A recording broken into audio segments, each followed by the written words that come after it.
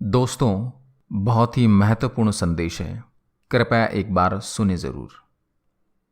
गैर हाजिर कंधे। विश्वास साहब अपने आप को भाग्यशाली मानते थे। कारण यह था कि उनके दोनों पुत्र आईआईटी करने के बाद लगभग 1 करोड़ रुपए का वेतन अमेरिका में प्राप्त कर रहे थे। विश्वास साहब जब सेवानिवृत्त हुए तो उनकी इच्छा हुई कि उनका एक पुत्र भारत लौट आए और उनके साथ रहे। परंतु अमेरिका जाने के बाद कोई पुत्र भारत आने को तैयार नहीं हुआ। उल्टे उन्होंने विश्वास साहब को अमेरिका आकर बसने की सलाह दी। विश्वास साहब अपनी पत्नी भावना के साथ अमेरिका चले गए, परंतु उनका मन वहां बिल्कुल भी नहीं लगा और वे भारत लौट आए।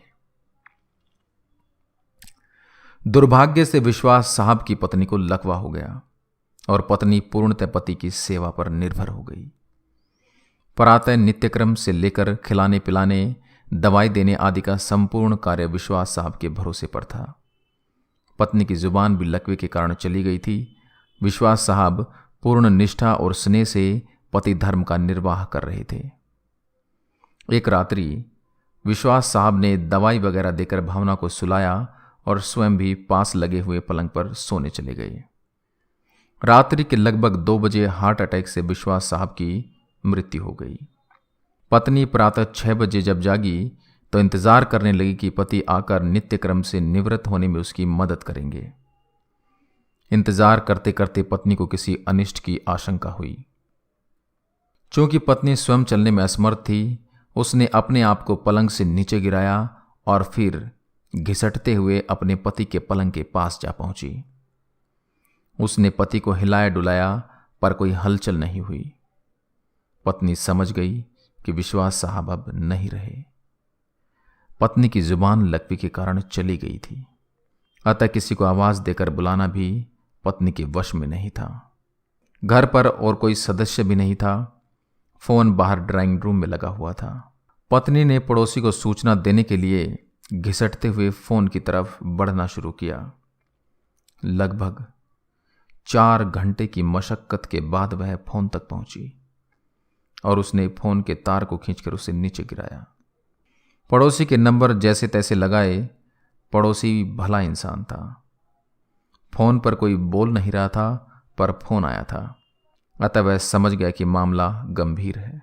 उसने आस पड़ोस के लोगों को सूचना देकर इकट्ठा किया। दरवाजा तोड़कर सभी लोग घर में घुसे। उन्होंने देखा विश्वास साहब पलंग पर मृत पड़े थे तथा पत्नी भावना टेलीफोन के पास मृत पड़ी थी। पहले विश्वास और फिर भावना की मौत हुई। जनाजा दोनों का साथ साथ निकला।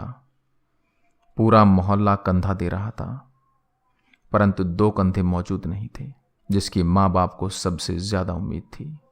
शायद वे कंधे करोड़ों रुपए की कमाई के भार के साथ अति महत्वाकांक्षा से पहले ही दबे हुए थे।